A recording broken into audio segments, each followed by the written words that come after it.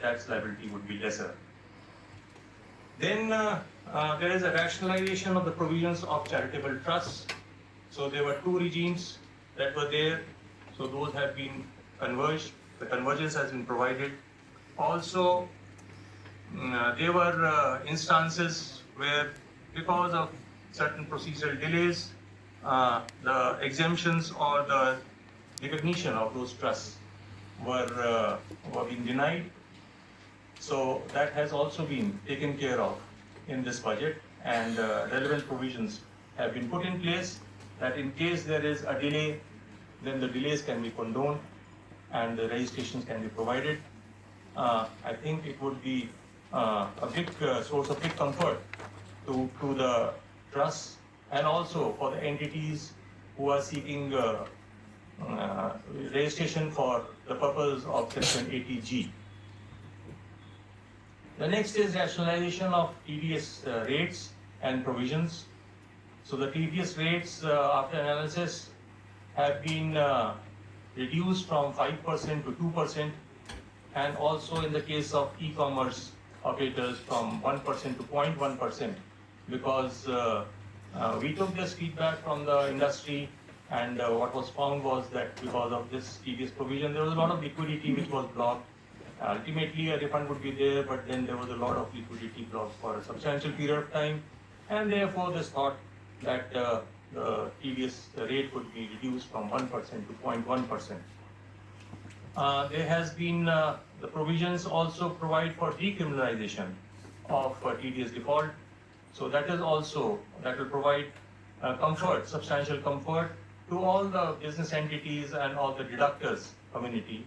And therefore, while keeping in mind the fact that the performance of the deductor has a direct bearing on the deductee also. So we have got to balance the interest of the deductor as well as the deductee, the taxpayer, because the TDS that is reported by the deductor, ultimately the deductee takes credit of it. So balancing the two, these provisions have been brought, wherein in case there is a default, to the extent that the deductee does not get impacted, the decriminalization has been done. Further, I may share that even the compounding guidelines are also, that rationalization is under consideration, and we would come up with an approach on that issue in due course of time. Then there is provisions. The provisions have been introduced for streamlining of the processes, reopening of the cases, and assessments in the context of search cases. So the last about 3-4 years, we found that there was multiplicity of proceedings, a lot of litigation on these issues, which was actually not good for the business as well as it was not serving much purpose. And therefore, these provisions have also been rationalized. Now, in the case of search, all the cases of 6 years would be, prior to the search, would be taken in one go, instead of multiple proceedings, multiple notices, and therefore stretching it for a number of years. So that once a assessment is initiated in the case of a search, that would be completed within 12 months in one go for all the years taken together. We hope that because of these provisions, the litigation would be reduced, and a consistent approach and view would be taken on the materials, that is, on the basis of which assessments would be formed. Not only that, in case the taxpayers come forward and actually accept and disclose the income, then the provisions of penalty have also been rationalized. In fact, in case the taxpayer comes up with a clean hand, then no penalty would be there. So that is also one way in which we've come forward and said that, okay, if there is an intrusive action that has been taking place, there is a case for acceptance of that, whatever is the undisclosed income, and then finish it off, do your business. The next is litigation and appeals.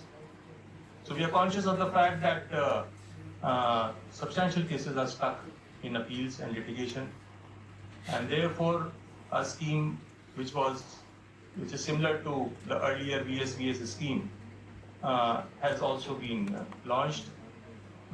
Last time when this scheme was launched in 2020, it was quite successful. More than about 1 lakh taxpayers had actually participated in the scheme, and the government also got a revenue of about 75,000 crores. So it was a win-win for both. And we expect that the taxpayers would take advantage of this scheme also, this opportunity also. And on one hand, the litigation would end, and on the other, it would provide more comfort to the taxpayer.